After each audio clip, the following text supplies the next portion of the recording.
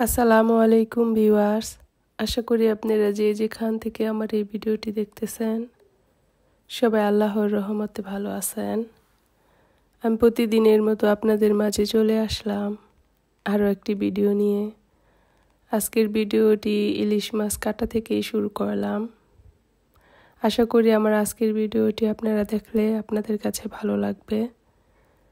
আর যারা আমার ভিডিওটি দেখা শুরু করেছেন মনে করে একটা লাইক দিয়ে দেখা শুরু করতে পারেন আর সম্পূর্ণ ভিডিওটা কন্টিনিউ করতে পারেন। আমি আজকে ইলিশ মাছ কেটে তারপর সরিষা দিয়ে রান্না করব। তো আমি যেভাবে রান্না করি আপনাদের সাথে ওটাই শেয়ার করব। তো এক একজনের রান্না এক এক রকম। আমার রান্না একটু ভিন্ন, কারণ আমি আমার নিজের মতো করে রান্না করি। আমার কোনো অঞ্চলের হিসেব করে আমি রান্না করি না। তো আমি চাইছিলাম ইলিশ মাছটা ভেজে শুধু ভেজে রান্না রান্না না করে খেতে। তো আমার হাজব্যান্ড বলতেছে যে সরিষা দিয়ে রান্না করার জন্য। এজন্য আমি চিন্তা করলাম যে হ্যাঁ ঠিক আছে, তাহলে সরিষা দিয়ে রান্না করি। এজন্য তাড়াহুড়ো করে রান্নাটা করে ফেলেছি ভালোভাবে, এজন্য অন্যভাবে রান্না করতে পারিনি।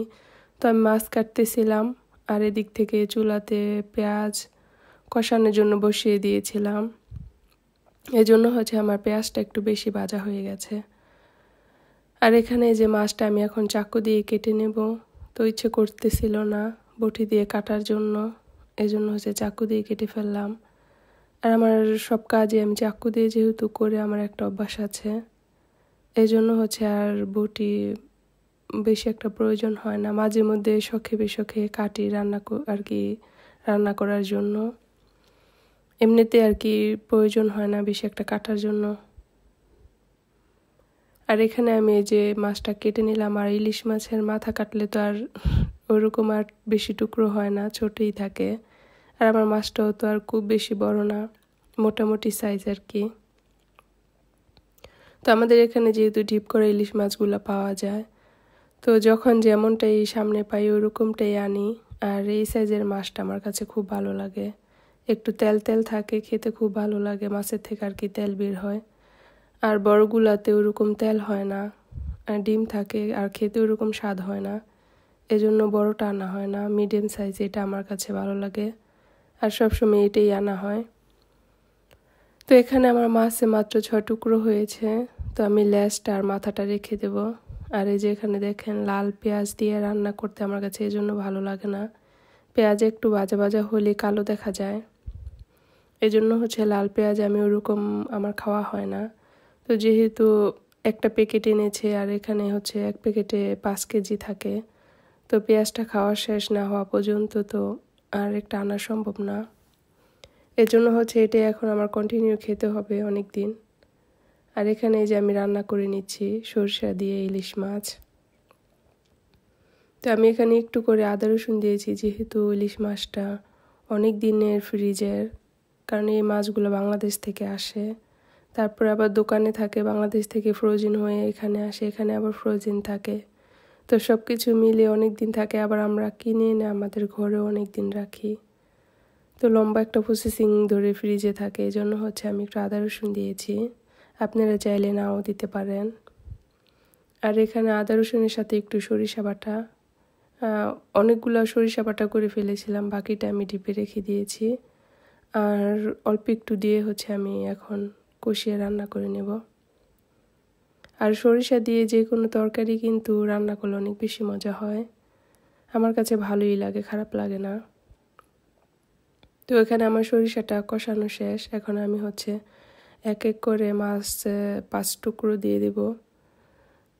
তো আমি 5 টুকরো নিয়েছি আর লেজ আর মাথাটা রেখে দিয়েছি, কারণ লেজ আর মাথা আমাদের খাওয়া হয় কম। তো লেজটা দিয়ে একদিন ভর্তা করে ফেলবো, আর মাথাটা দিয়ে কচু শাক রান্না করে ফেলবো, তাহলেই হয়ে যাবে। এজন্য দুইটার জন্য রেখেছি। আর এখন আমি মাছটা একটু ভালো করে কষিয়ে নেব, একটু ঢেকে নাড়াচাড়া দিয়ে ভালো করে কষিয়ে নেব। এতে করে মাছটাও কিন্তু তাড়াতাড়ি হয়ে যাবে। আর মাছ কিন্তু বেশি সময় নেয় না, ইলিশ মাছ তাড়াতাড়ি একটু ভাপ পেলেই হয়ে যায়। এজন্য হচ্ছে বেশি আর রান্না করতে হবে না, অল্প একটু ভাপেই হয়ে যাবে। আমি জানি আমার আপুরা অনেক ভালো ভালো রান্না করতে পারেন, তারপর আর কি আমি আমার মতো করে রান্না করে আপনাদের সাথে শেয়ার করি। আর আমার এটা যেহেতু একটা ডেলি ব্লগ, আমার ডেলি লাইফ স্টাইল যেমন, আমি আপনাদের সাথে ওইরকমটাই শেয়ার করি। তারপরে তো বাহিরে ঘোরাফেরা যখন যেখানে যাই সেটাও শেয়ার করি। আর রান্না বান্নাটা একটু বেশি দেখাই, কারণ ঘরে যেহেতু একটু বেশি থাকা হয়, এই জন্য রান্না বান্নাটা একটু বেশি শেয়ার করা হয়। আর আপনারা তো রান্না বান্নাটাই দেখা যায় অনেক বেশি ভালো আর কি, সবাই দেখে কম বেশি। বাহিরের ভিডিওগুলোতে হচ্ছে কম দেখা হয়। আমার কাছে কিন্তু বাহিরের ভিডিও ভালো লাগে খুব। যারা বাহিরে ভিডিও করে আমাদের কাছে তাদের ভিডিও দেখতে খুব ভালো লাগে, কারণ অনেক কিছু দেখা যায়, আমার কাছে অনেক ভালো লাগে এই জন্য। আর এখানে আমি এই যে মাছটাতে ঝোল দিয়ে দিলাম, তো এই ঝোলটাতেই হচ্ছে ভালো করে যখনই উঠানি আসবে তখন হচ্ছে আমি এটা হচ্ছে আর ঢাকবো না। আর এটা আমার হয়ে গেছে প্রায়। এখন হচ্ছে আমি উপর থেকে একটু ধনেপাতাও দিয়ে দেব। আর এতটুক ঝোল একটু থাকবে, কারণ এই এতটুক ঝোল যদি না থাকে তখন যখনই তরকারিটা ঠান্ডা হয়ে যাবে তখন কিন্তু ঝোল আরও টেনে নেবে। ওই জন্য হচ্ছে এতটুক ঝোল আমি রাখবো। পরবর্তীতে আবার যখন গরম করব তখন হচ্ছে বাকিটা টেনে যাবে। আর আমি উপর থেকে একটু ধনেপাতা দিয়ে দিলাম, আমার টপে লাগানো ধনেপাতা। তো এটার গ্রান কিন্তু কেনা ধনেপাতা চাইতে অনেক বেশি ভালো থাকে। এজন্য হচ্ছে টপে ধনেপাতাটাই দিয়ে আমি রান্নাটা হচ্ছে এখন শেষ করে ফেলেছি। তো যেহেতু সরিষা দিয়ে ইলিশ মাছ রান্না করেছি, তার সাথে তো একটু ডালেরও প্রয়োজন। এজন্য হচ্ছে আমি একটু মশারির ডালও রান্না করে নেব। তো ডালটা হচ্ছে আজকে আমি ব্লেন্ডারে ব্লেন্ড করে তারপর রান্না করেছি, এই জন্য ডালের কালারটা হচ্ছে একটু অন্যরকম এসেছে। আর এই ডালটা হচ্ছে আমি এখন বাগার দেব। এজন্য হচ্ছে জিরে, আস্ত জিরে আর হচ্ছে সরিষা দিয়ে আজকে বাগার দেব, সাথে রসুন আর পেঁয়াজও দেব। তো আমি যেভাবেই বাগার দিই আপনাদের সাথে ওটাই শেয়ার করি। আমি এক এক সময় এক এক রকম করে বাগার দিই, যখন যেটা হাতের সামনে পাই ওটা দিয়েই রান্না করে ফেলি। আর আমার রান্নাগুলো এরকম, যখন যেটা হাতের সামনে হয় আমি ওটা দিয়ে রান্না করে ফেলি। তো একটা শুকনো মরিচও সামনে পেয়েছি, তো দিয়ে ফেললাম। তো এখন হচ্ছে পেঁয়াজ আর রসুনটা ভাজা ভাজা হলে আমি ডালটা উপর থেকে ঢেলে দেব, তাহলেই হয়ে যাবে। আর এরকম বাগার একটু কড়াকড়ি করে দিলে কিন্তু অনেক বেশি মজা হয়। আর এই ডালটা হচ্ছে আমি আম দিয়ে রান্না করেছিলাম। আম আর কি ডিপে ছিল, তো ডিপে আম থাকায় ওই আমটা দিয়ে হচ্ছে ডালটা রান্না করেছিলাম। ওটা আর আপনাদের সাথে শেয়ার করা হয়নি। তো যখন ডাল রান্না করতেছিলাম তখন হচ্ছে আমার ধনেপাতার প্রয়োজন ছিল, আর এর মধ্যেই হচ্ছে আপনাদের ভাইয়া টপের থেকে আমাকে ধনেপাতা এনে দিয়েছে। তো নিজের টপে লাগানো ধনেপাতা থাকলে অনেক সুবিধা হয়। দেখা যায় যে ঘরে না থাকলে তখন টপে থেকে তাড়াতাড়ি এনে তরকারিতে বা যেটা রান্না করতেছে ওটাতে দেওয়া যায় তাড়াতাড়ি করে, এই জন্য হচ্ছে সুবিধা। তো আমি সাথে সাথে এনেই হচ্ছে এখন ডালের মধ্যে দিয়ে দেব। তো এরকম ফ্রেশ ফ্রেশ গাছের জিনিস রান্না করে খেতে কিন্তু মজাই আলাদা।